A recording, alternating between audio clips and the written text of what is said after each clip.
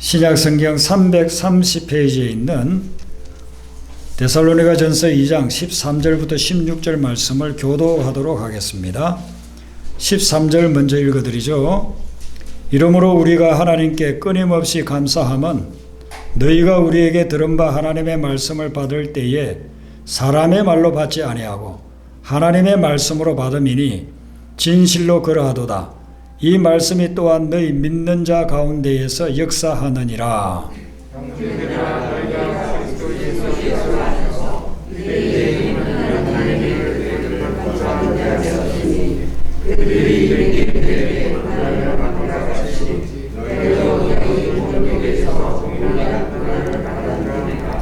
유대인은 주 예수와 선지자들을 죽이고 우리를 쫓아내고 하나님을 기쁘시게 하지 아니하고 모든 사람에게 대적이 되어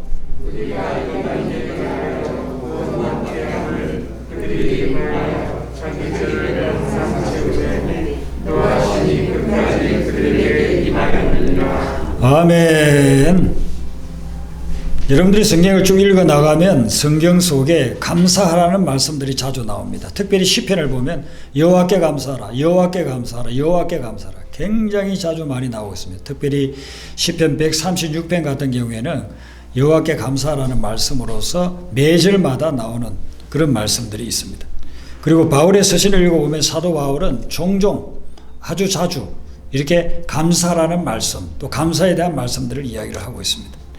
우리가 감사라는 말씀을 자주 듣기도 하고 또 신앙생활 오래 하다 보면 우리가 감사합시다라고도 이야기도 합니다. 그러나 실제로 감사를 하는 경우는 사실 쉽지 않습니다. 내가 원하는 일이 잘 이루어지고 좋은 일들이 일어나면은 감사 안 하라 해도 감사가 되죠. 돈이 잘 벌려지고 사업이 잘 되고 건강하고 자녀들이 원하는 대로 잘 성장해주고 이렇게 하면은 그냥 뭐 감사가 됩니다. 그런데 우리에게 일어나는 일들을 보면은요, 좋은 일은 한두 가지 일어나고 좋지 않은 일은 8가지, 9가지가 일어나는 것 같아요. 그러니 좋은 일이 일어날 때만 감사한다고 생각하면은 좋지 않은 일들 때문에 감사 못하고 불평하고 원망할 때가 얼마나 많겠습니까? 근데 이 사도 바울은 성도들에게 편지를 쓰면서 감사하라고 이렇게 권고할 뿐만 아니라 본인 스스로가 늘 감사했다고 그렇게 이야기를 하고 있어요. 오늘 13절 말씀에 보면 우리가 하나님께 끊임없이 감사하고 고린도전서 1장 4절 같은 데 보면 항상 하나님께 감사한다고 했어요. 그래서 사도 바울은 설교하기 위해서 또 말씀을 이렇게 편지로 보내면서 권고하기 위해서 감사하라고 할 뿐만 아니라 본인이 끊임없이 감사하고 항상 감사했다는 것입니다. 이건 정말 쉽지 않은 일이거든요. 그런데 이 사도 바울이 끊임없이 이렇게 항상 감사하다는 것을 자기가 좋은 일이 일어나서 좋은 일이 많이 일어났기 때문에 한 것이 아니었어요. 감옥에 갇혀서 엄청난 고통을 당하고 있을 때에 그때 기록한 빌립보서, 이 빌립보서에서 사도 바울이 이렇게 고백을 해요. 빌립보서 4장 11절에 내가 궁핍함으로 말하는 것이 아니니라 어떠한 행편이든지 나는 자족하기를 배웠노라 그랬어요. 여러분, 자족한다고 하는 것은 만족한다는 것이고 그것은 감사의 다른 표현이거든요. 근데 자기가 원하는 것이 다 이루어졌기 때문에 넉넉하기 때문에 자족하다라고 하는 것이 아니에요. 풍성할 때도 있었지만은 가난할 때가 있었고 먹을 게 많을 때도 있었지만 없어가지고 배고파할 때도 있었고 일들이 잘 풀려갈 때도 있었지만은 일이 제대로 되지를 않고 박해받고 억압받고 감옥에 갇힐 때도 있었거든요. 그런 때에도 상황을 초월해서 어떠한 행편이든지 자족하기를 자기는 터득했다. 그리고 실제로 자족하고 있고 만족하고 있고 감사하고 있다고 그렇게 전하고 있는 것입니다. 여러분들도 사도 바울과 같이 상황을 초월해서 어떠한 행편이든지 좋을 때나 굳을 때나 하나님께 항상 감사하는 삶이 되시기를 바랍니다. 어떤 일이 일어났을 때에 그것에 대해서 우리가 내 마음에 들지 않으니까 당연히 원망할 수 있고 불평할 수 있어요. 그런데 불평하고 원망한다 해가지고 문제가 잘 해결되는 적은 없습니다. 오히려 더 악화될 수가 있습니다. 근데 그 일을 향해서 감사하기 시작하면요, 그때부터 하나님이 그 일에 역사하기를 시작하는 것입니다. 그렇기 때문에 우리는 어떤 일을 당하든지 감사하는 것이 필요하다는 것입니다. 이스라엘 백성들이 광야를 통과하면서 자기 마음에 자기 계획대로 안 되는 거니까 불평하고 원망했는데 그래서 해결된 적이 있는지 한 번도 없어요. 오히려 그 불평과 원망은 그 삶을 더 뒤틀리게 만들어 버렸습니다. 그런데 감사할 때에 놀라운 역사들이 일어난다 이거죠. 그래서 사도 바울은 자기 삶에 일어나는 일들을 보면서 이 일 배후에서 역사하시는 하나님을 바라보면서 늘 하나님께 감사했어요. 여러분, 우리에게 일어나는 일들을 곰곰이 살펴보면은 이 일이 지금 내 마음에 들지 않고 내가 원하지 않는 일이지만은 그러나 그 배후에서 하나님이 이 일을 어떻게 사용하실까, 그것을 영적으로 우리가 분별하기 시작하면요 감사가 되어지는 거예요. 지금 내가 잘못된 길로 가고 있는데 내가 원하는 대로 잘 되는 것은 그 잘못된 길로 계속 가는 거예요. 근데 하나님께서 그걸 막으시면 내가 당장 생각할 때는 이건 일이 안 되는 것이고 나에게 잘못된 일이라고 그렇게 생각되지만 사실상은 하나님께서 나를 제대로 가게 하기 위해서, 정말 참된 길로 가게 하기 위해서 내 계획대로 안 되게 만드는 거거든요. 그러니까 지금 내 뜻대로 안 되는 것을 감사하면 그러면 하나님께서 그걸 통해서 제대로 가게끔 만들어 주신다는 거죠. 그래서 사도 바울은 자기가 원하는 대로 되든 원치 않는 대로 되든 어떤 것이 만족할 만큼 풍족하게 되든 아니면 실망할 만큼 부족하든 상관없이 자기는 어떤 행편이든지 자족하기를 배웠다. 그리고 그것을 실제로 삶 속에 적용하고 있다고 고백하는 것입니다. 그런데 오늘 이 말씀에 보면 사도 바울이 무엇 때문에 끊임없이 감사하는가? 이제 지금 데살로니가 교인들에게 보내는 편지잖아요. 데살로니가 교인들을 생각하면 이것 때문에 자기는 끊임없이 항상 감사가 된다는 겁니다. 우리 13절 말씀을 같이 한 번 더 읽어보겠습니다. 왜 사도 바울이 끊임없이 감사하는가? 자, 13절 같이 읽습니다. 시작. 이러므로 너희가 우리에게 묻은 말 하나님의 말씀을 받을 때 사람의 말로 받지 아니하고 하나님의 말씀으로 받으니 진실로 받으라. 이 말씀이 너희 믿는 자 가운데서 역사합니다. 아멘. 오늘 이 말씀에 보면 사도 바울이 그 이유를 이야기를 하고 있죠. 하나님께 끊임없이 감사하는데 그 이유는 뭐냐면 너희가 우리에게 들은 바 하나님의 말씀을 받을 때에 사람의 말로 받지 아니하고 하나님의 말씀으로 받았기 때문에 그걸 생각하면 늘 감사가 된다는 거예요. 여러분, 하나님의 말씀에는 능력이 있습니다. 그래서 하나님의 말씀을 내가 받아들이고 그 말씀대로 따라가고 순종하게 되면 내 삶을 변화시키는 놀라운 능력이 나타나거든요. 좌절에 빠져있는 심령들에게는 이 하나님의 말씀이 소망을 줍니다. 그래서 시편 119편 50절에 보면은 이 말씀이 고난 중에 나에게 위로가 되고 이 말씀이 나를 살려줬다고 그렇게 고백하고 있습니다. 그러니까 하나님의 말씀이 임하면 내가 지금 어떤 문제에 있든지 어떤 환난을 당하고 있든지 어떤 위기에 처해 있든지 그걸 극복할 수 있는 능력을 주시는데 데살로니가 교회 교인들이 자기들이 전한 사도와 사람들이 전한 그 말씀을 사람의 말로 받지 아니하고 하나님의 말씀으로 받고 그 말씀 붙잡고 그 말씀 따라서 가다 보니까 하나님이 주시는 놀라운 축복을 누리게 되더라 이거죠. 그래서 그것을 생각하면 늘 기쁘고 끊임없이 감사가 되더라는 것입니다. 하나님의 말씀을 받을 때에 사람이 전하기 때문에 우리는 그것을 사람의 말로 받아버릴 수가 있어요. 여기 하나님의 말씀으로 받아들인다는 것은 무슨 의미가 있느냐 하면은 하나님이 하신 말씀이기 때문에 100% 전적으로 순종한다는 그런 뜻이 들어있습니다. 여러분, 하나님이 나에게 말씀을 주셨다면 그걸 거역할 사람이 누가 있겠어요? 하나님이 여러분에게 오늘 저녁에 잠자기 전에 기도하고 있는데 누구누구 집사야, 누구누구 근사야, 네가 이렇게 하거라, 하나님이 직접 말씀을 딱 주셨다고 하면은 그걸 거역할 사람이 누가 있겠어요? 하나님의 말씀으로 받았다고 하는 것은 하나님의 말씀을 그대로 순종했다는 거거든요. 근데 우리가 하나님의 말씀을 들을 때에 하나님의 말씀이 임하는 여러 가지 과정들이 있잖아요. 첫 번째는 하나님이 우리에게 직접 말씀해 주실 경우가 있어요. 모세에게 말씀하듯이, 바울에게 말씀하듯이, 요한에게 말씀하듯이 직접 주십니다. 근데 그런 경우가 지금은 너무나도 드물잖아요. 저도 여태까지 목회하고 주님을 믿으면서 문목사 이것을 하라 하고서 하나님의 말씀을 직접 음성으로 들은 적은 없습니다. 그리고 그것은 너무나도 우리가 어려운 거죠. 직접 말씀을 해주시는 사람들도 있지만, 그런 경우도 뭐 있지만, 그것은 정말 0.001% 정도밖에 되지 않을 겁니다. 그리고 이제 그 다음에 우리가 하나님의 말씀을 듣는 것이 하나님의 성경, 주님이 주신 기록된 말씀인 성경을 통해서 하나님의 말씀을 보잖아요. 그런데 성경이 어렵잖아요. 초신자들이 성경을 읽으면 무슨 뜻인지도 모르잖아요. 그래서 성경만 읽으려고 하면 졸린다고 하잖아요.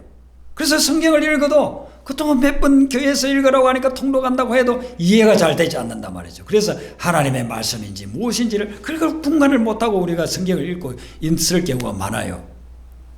근데 가장 보편적이고 또한 쉬운 하나님의 말씀은 설교자를 통해서 여러분에게 전달되고 있는 거예요. 설교자가 말씀을 연구하고 또 묵상해서 깨달은 것을 이게 하나님의 말씀이다라고 여러분에게 들려주잖아요. 주일날 예배 드릴 때에, 우리가 주중에 집회 때에, 또 성경 공부할 때에, 혹은 영적인 어떤 상담을 해줄 때에 그렇게 말씀을 전해주잖아요. 그렇게 했을 때에 그 사람을 통해서 오는 말씀을 우리는 어떻게 생각하느냐 하면은 이게 하나님이 주신 말씀이다라고 여겨야 되는데, 대부분의 경우가 저 목회자 사람이 나에게 주는 말씀이구나 이렇게 여겨질 때가 많아요. 그러니까 사람이 주는 말이니까 뭐 내가 따를 수도 있고 안 따를 수도 있고 이렇게 생각하는 겁니다. 만약에 하나님이 문 목사를 통해서 오늘 이 예배 시간에 나에게 말씀해 주셨다, 이걸 확실히 믿고 받아들이게 되면은요, 오늘 예배 시간 이후에 그걸 실천 안 할 수가 없어요. 하나님이 주신 말씀인데 어떻게 거역하겠습니까? 그렇게 했다가는 큰일 나죠. 근데 우리는 하나님의 말씀임에도 불구하고 그걸 사람이 전해준다는 것 때문에 사람의 말로만은 여기고 그것을 따르지 않을 경우가 많다는 것이죠. 그래서 수도원에서 우리가 예배를 드리고 매주마다 예배를 드리고 또한 뭐 매스컴을 통해서도 우리가 설교를 듣고 그렇게 하지만 그 예배를 통해서 선포된 말씀, 매스컴을 통해서 여러분 듣는 하나님의 말씀을 그냥 사람의 말로 여기니까 따르지 않습니다. 그래서 내 귀에 즐거운 유머스럽고 재미있는 이야기 해주면은 그냥 웃다가 한바탕 웃고 나면은 그건 돌아서면 잊어먹어요. 거기서 내가 해야 될 게 무엇인지, 내가 그 말씀을 따라야 될 것이 무엇인지 이런 거에 대해서 별로 고민을 하지 않습니다. 데살로니가 교인들은 달랐다는 것이죠. 데살로니가 교인들은 사도 바울이 가서 전한 말씀, 동역자들이 전한 말씀을 하나님이 저분들을 통해서 나에게, 우리에게, 이 교회에 말씀해 주시는구나 이렇게 받아들이고 그 말씀을 붙잡고서 정말 그 말씀대로 살려고 애쓰고 노력했다는 것입니다. 여러분, 우리가 살고 죽는 것이 하나님의 말씀을 받아들이느냐 아니냐에 달려 있습니다. 성경에는 그렇게 쭉 기록을 하고 있습니다. 하나님의 말씀이 선포됐는데 이걸 하나님의 말씀으로 받아들이느냐, 사람의 말로 받느냐에 따라서 사느냐 죽느냐가 결정된다는 것입니다. 민수기 21장에 보면은 노뱀 사건이 나옵니다.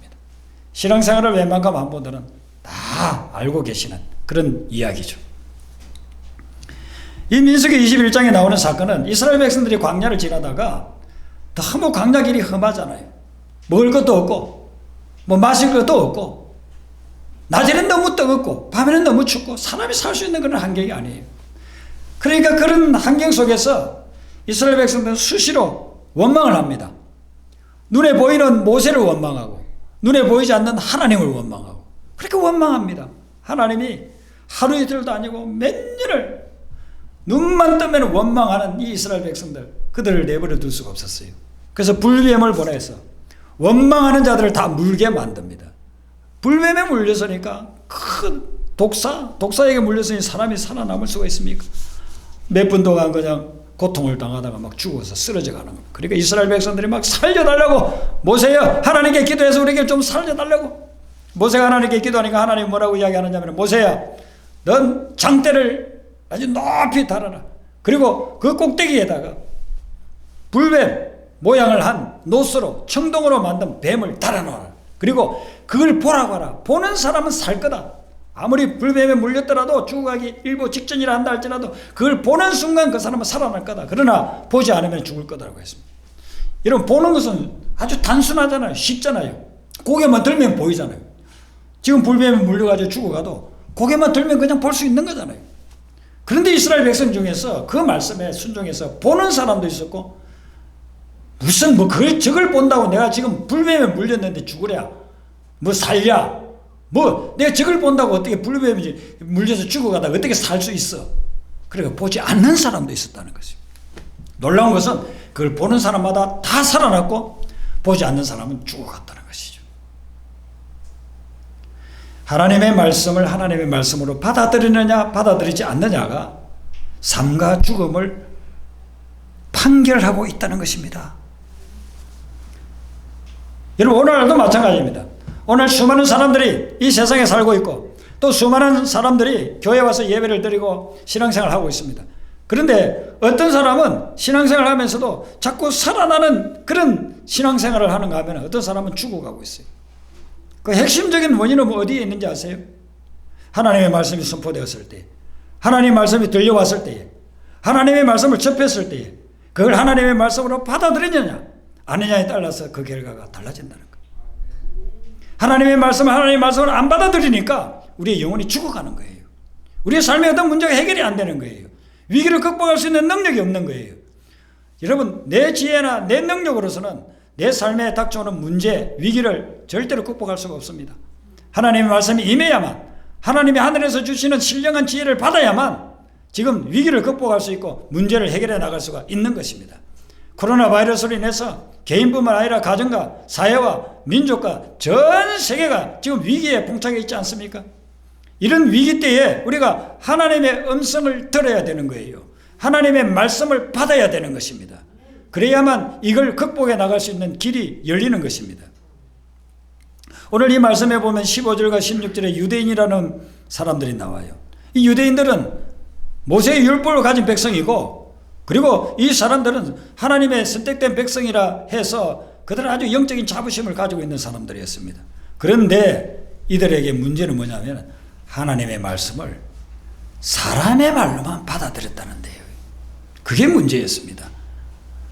오랫동안 지금으로부터 3,500년 전에 선포되었던 모세의 율법, 모세 오경을 가지고 있던 백성들이에요. 예수님이 오셨을 때에 1,500년간 그 말씀을 배웠고 묵상하고 알고 있던 사람들이에요.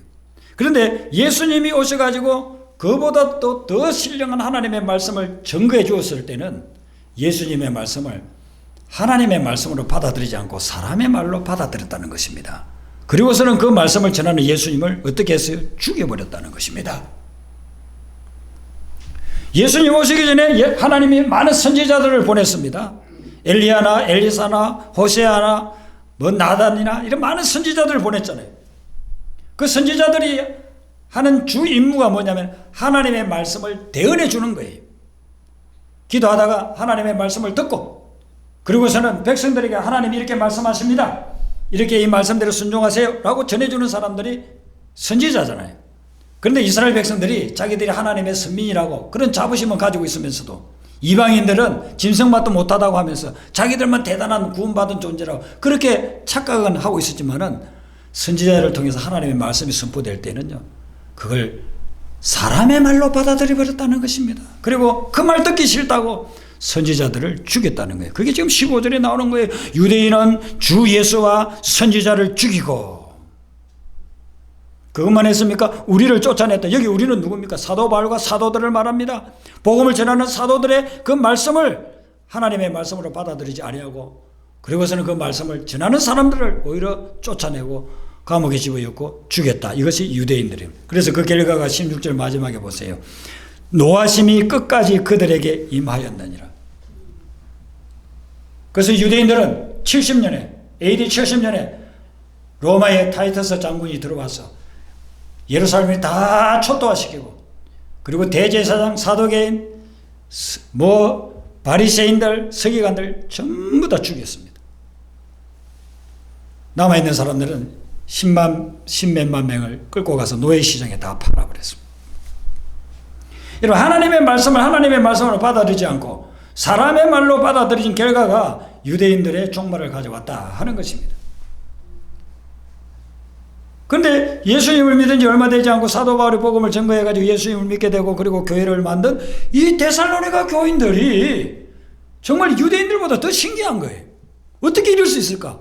초신자가 예수 믿은 지 얼마 되지도 않는 사람들이 자기들이 전한 말씀을 하나님의 말씀으로 그렇게 믿고 그 말씀대로 살면서 그게 생명의 역사가 막 일어나니까 너무너무 기쁘고 감사한 거예요. 그래서 이 데살로니가 교인들만 생각하면 끊임없이 감사가 넘쳐 나온다. 여러분, 하나님의 말씀을 하나님의 말씀으로 받아들일 때 말씀의 능력이 나타나는 줄로 믿습니다. 마태복음 8장부터는 예수님이 일으키는 기적이 나오잖아요. 마태복음 5장, 6장, 7장에는 그 주옥 같은 말씀, 생명의 말씀, 산상설교, 그리고 끝나고 난 후에 8장부터는요 그 말씀의 능력이 막 나타나지 않습니까? 백부장이 예수님을 찾아왔어요.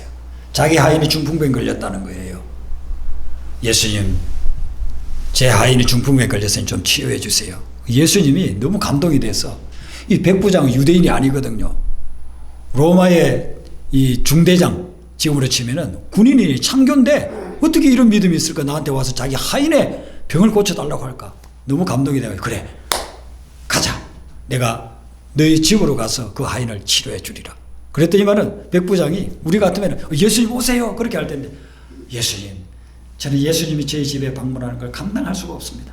그러니 예수님은 능력이 많으신 분이니까 그냥 말씀으로만 하옵소서. 그러면 될 줄로 믿습니다. 그러는 거예요. 예수님 너무 감동을 받았어요. 야, 이스라엘에 이런 대단한 믿음을 가진 사람 나는 처음 봤다.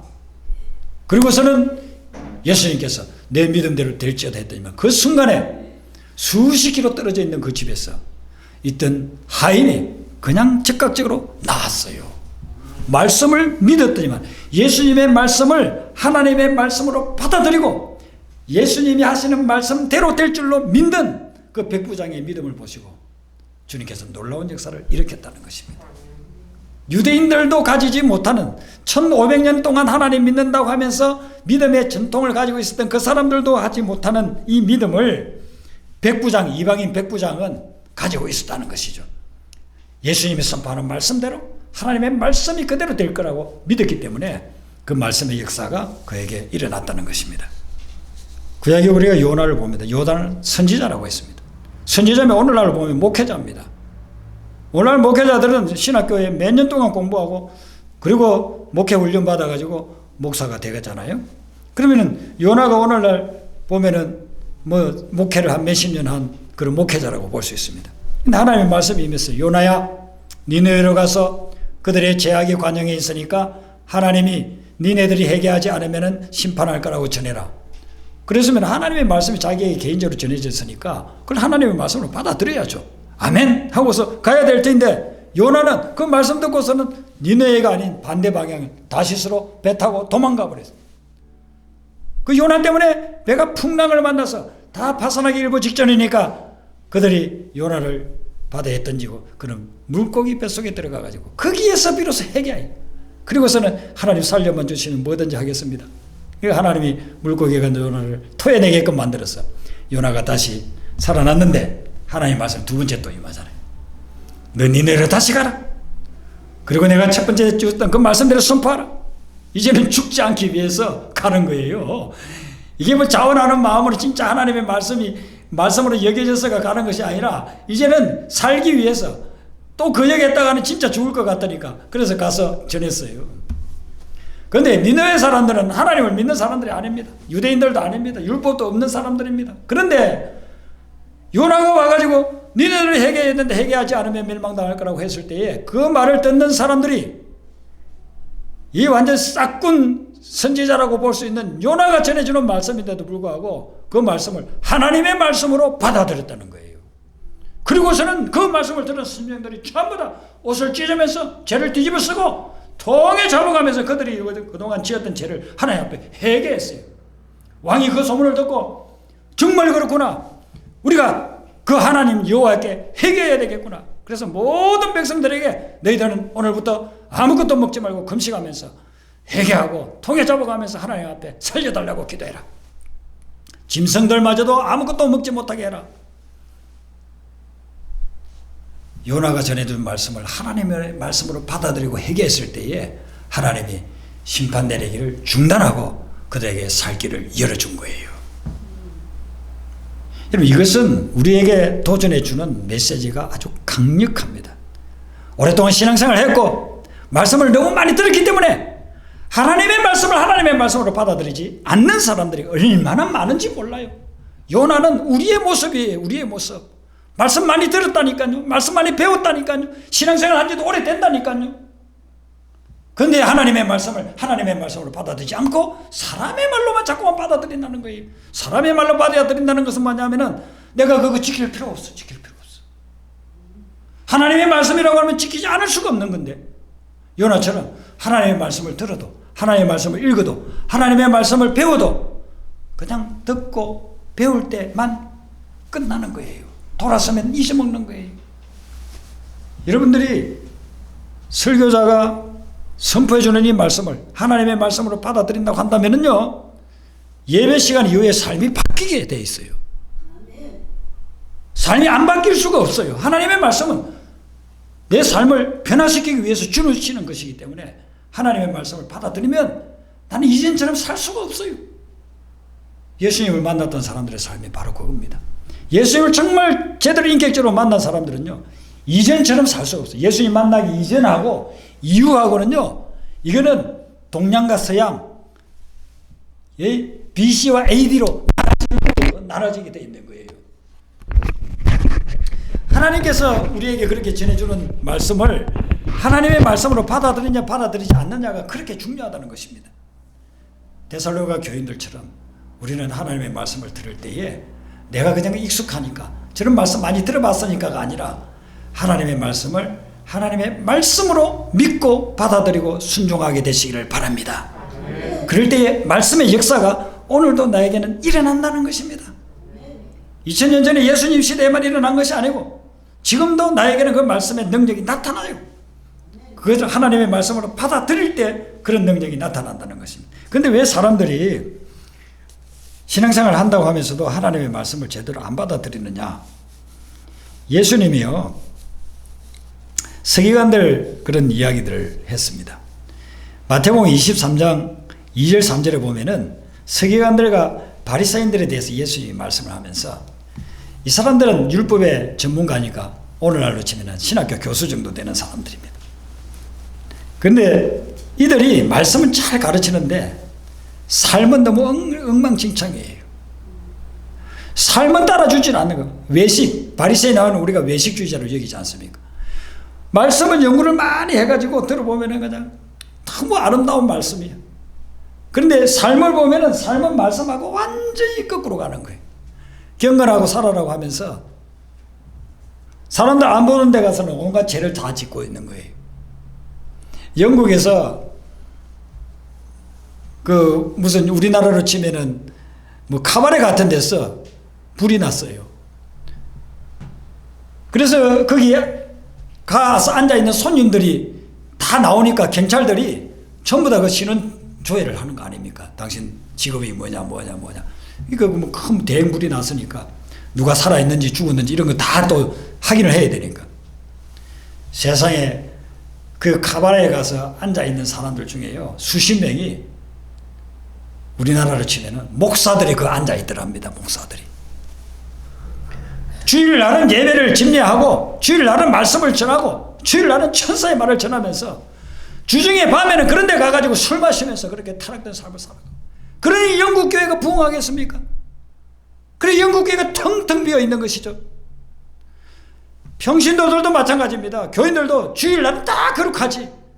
그런데 하나님의 말씀을 얼마나 하나님의 말씀으로 받아들입니까?